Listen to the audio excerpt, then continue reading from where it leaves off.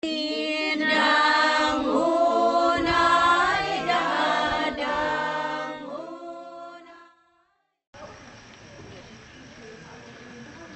IFUGAO never run out of forests to source their wood from. Their woodlands are maintained by a ritual deeply ingrained into the IFUGAO psyche. Their muyong, or woodlots, are continually replenished by acknowledged owners. For thousands of years, more than sustaining ecological balance, the muyong practice has constantly provided the IFUGAO with wood for their tools, crafts, and yes, their houses. A traditional IFUGAO hut is an enclosed one-room structure. It has a sleeping quarter, a living room, a dining room, and a rice granary. The hut is built on 4 wooden posts, usually with a tree root intact. These posts are installed with discs, rat guards, to keep the destructive rodents from climbing and destroying the stored rice. Traditionally, no nails are ever used in any part of the house. In a downsized demonstration of IFUGAO hut building, these men from Mayoyao shows every eager learner how they do it. The preparation of the house is not easy. It takes about 8 months to a year to prepare the different parts and also the lot where it's going to be set up. During the olden times, we don't have vehicles to carry the wood. They have to carry it manually. And so after they prepare all the woods, they go back home, butcher again, especially pig, to prepare for their provision to go and get the wood from the forest. Now they have to employ the changa system. They ask people from the community, the men, to help go and get the wood from the forest, together with the other men who went along with them to prepare their wooden materials for their native house. And from there, they bring home, they eat, they drink rice wine, they chant, and mostly the chanting is about the adventure when they went to the forest to prepare the wood.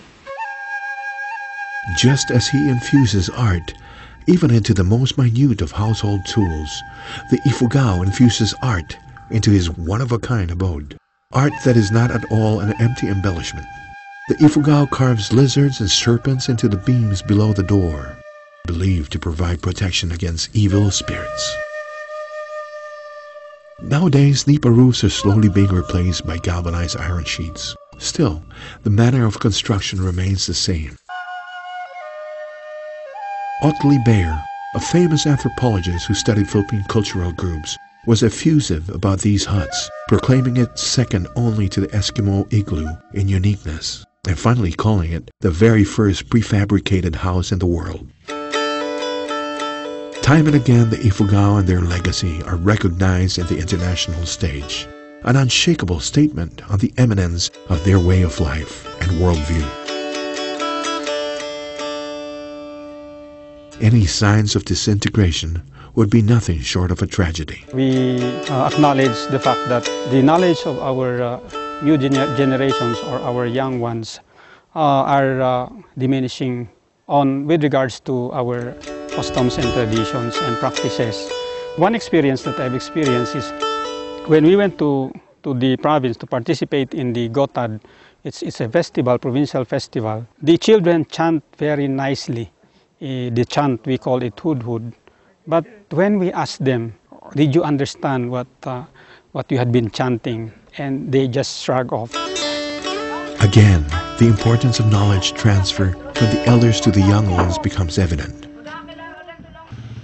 Since the earliest 1900s, their children's education were heavily influenced by Imperial America and the clasp of Christianization.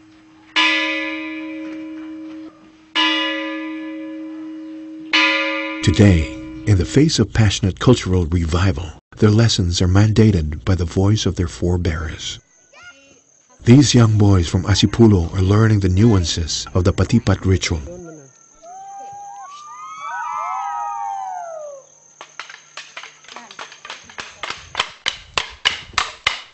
Their cacophony, though tentative, resound through streets now lined with modern houses.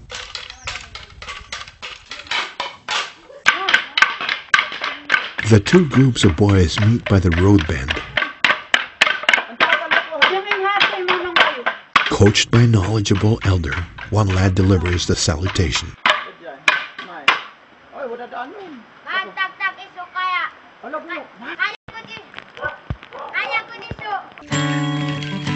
Dressed in traditional ritual garb and ornamentations, the boys dance along the edges of Asipulo's terraces, retracing the course of Patipat performers as they have seen several times before.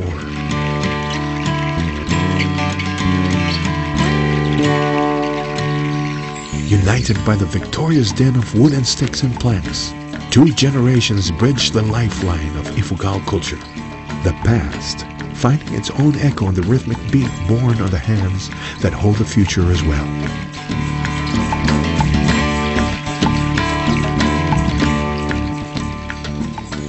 All told, the province of IFUGAO is never a sound of one dimension. To the wanderer, it is a percussive strike of ragged summits. To the spiritual traveler, it is a meditative chant about a life of harvest and mystic ritual. To the keeper of wisdom, it is a song of history. In silence, these mountains speak.